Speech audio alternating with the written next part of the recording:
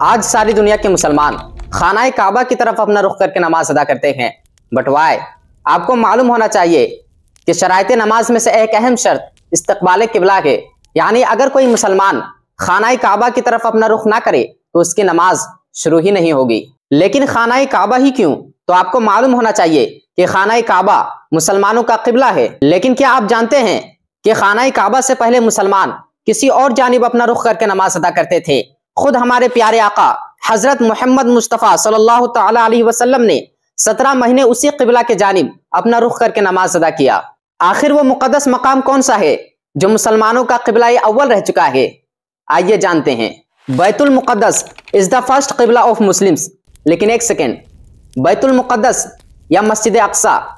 تو میں آپ کی جانکاری کے لیے بتا دوں کہ بیت المقدس اور مسجد اقصی دونوں ایک ہی ہیں، یعنی بیت المقدس ہی کو مسجد اقصی اور مسجد اقصی ہی کو بیت المقدس کہا جاتا ہے۔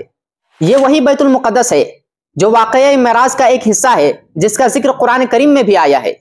یہ وہی بیت المقدس ہے جس کی تعمیر حضرت سلیمان علیہ السلام نے جناتوں سے کروائی تھی۔ اس کے ارد گرد 30,000 انبیاء کرام علیہم السلام دفن ہیں۔ ان میں چند مشہور انبیاء کرام علیہم السلام یہ ہیں: حضرت ابراہیم علیہ السلام، حضرت اسحاق علیہ السلام، حضرت یعقوب علیہ السلام، حضرت موسیٰ علیہ السلام، حضرت زکریا علیہ السلام، حضرت داؤد علیہ السلام اور حضرت سلیمان علیہ السلام۔ یہ بیت المقدس اس لیے بھی اہمیت کا حامل ہے کہ اکثر انبیاء کرام علیہ السلام کے دور میں یہ بیت المقدس اکثر امتیوں کا قبلہ رہا، مرکز رہا۔ تو یہودی جو حضرت ابراہیم علیہ السلام اور حضرت اسحاق علیہ السلام اور حضرت یعقوب علیہ السلام کے فالوورز میں آتے ہیں، ان کے لیے بھی یہ مقدس ہے۔ اور حضرت عیسیٰ علیہ السلام کی پیدائش بھی اسی بیت المقدس کے قریب ہوئی، اور حضرت عیسیٰ علیہ السلام نے تبلیغ کا مرکز اسی بیت المقدس کو بنایا۔ عیسائی جو حضرت عیسیٰ علیہ السلام کے فالوورز میں آتے ہیں، ان کے لیے بھی یہ مقدس ہے، یعنی عیسائی اور یہودی دونوں ریلیجنز کے لیے یہ مقدس ہے۔ اور اسلام کے لیے اس لیے بھی مقدس ہے کہ حضرت ابراہیم علیہ السلام اور حضرت عیسیٰ علیہ السلام کے اصل دن پر اب نہ یہودی باقی رہے اور نہ عیسائی، بلکہ صرف اور صرف مسلمان باقی رہے۔ تو پچھلے انبیاء اکرام علیہ السلام کے وارثین بھی یہ امت محمدیہ ہے۔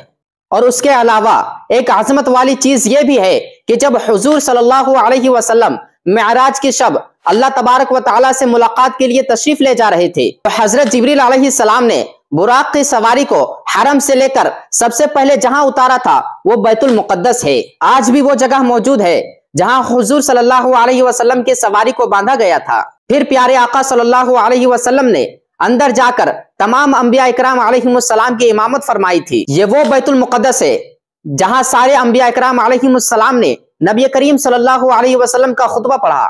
اور بھی بہت سارے فضائل ہیں جو بیت المقدس کو حاصل ہے۔ تو آخر بیت المقدس کو اتنے فضائل حاصل ہونے کے باوجود بھی کیوں خانہ کعبہ کو قبلہ بنا دیا گیا؟ آئیے جانتے ہیں۔ ہجرت کے بعد نبی کریم صلی اللہ علیہ وسلم بیت المقدس کی طرف نماز پڑھا کرتے تھے، اور یہود و نصارہ کا بھی کعبہ یہی تھا۔ اس بات پر یہودی طعنہ دیتے کہ حضور صلی اللہ علیہ وسلم ہر بات پر تو ہماری مخالفت کرتے ہیں، مگر نماز ہمارے ہی قبلہ کے جانب پڑھتے ہیں۔ اس اعتراض کی وجہ سے نبی کریم صلی اللہ علیہ وسلم کو بڑا رنج ہوتا، یعنی نبی کریم صلی اللہ علیہ وسلم کو بڑی تکلیف پہنچتی۔ اور دوسری وجہ یہ ہے کہ خانہ کعبہ بنانے والے حضرت ابراہیم علیہ السلام ہے، اور نبی کریم صلی اللہ علیہ وسلم ابراہیمی ہے۔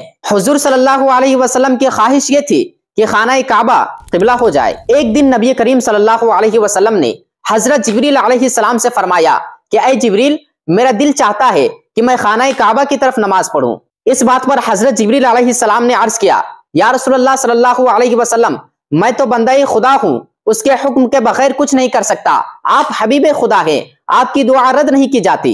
یہ کہہ کر حضرت جبریل علیہ السلام وہاں سے چلے گئے۔ حضور صلی اللہ علیہ وسلم وحی الہی کے انتظار میں آسمان کی طرف سر اٹھا اٹھا کر دیکھنے لگے۔ اللہ تبارک و تعالیٰ کو نبی کریم صلی اللہ علیہ وسلم کی یہ محبوبانہ ادا اتنی پسند آئی کہ اللہ تبارک و تعالیٰ نے فرمایا، اے محبوب، ہم تمہاری پیاری پیاری ادا کو دیکھ رہے ہیں۔ رب تبارک و تعالیٰ نے ارشاد فرمایا کہ اے محبوب، ہم اسے قبلہ بنا دیتے ہیں جسے آپ پسند فرمائیں، اپنا رخ اسی طرف کر لیجئے جو قبلہ آپ کو پسند ہے۔ نبی کریم صلی اللہ علیہ وسلم نے حالت نماز ہی میں اپنا چہرہ اقدس بیت المقدس سے خانہ کعبہ کی طرف پھیر لیا، اور اسی وقت سے سارے مسلمانوں کا قبلہ خانہ کعبہ ہو گیا۔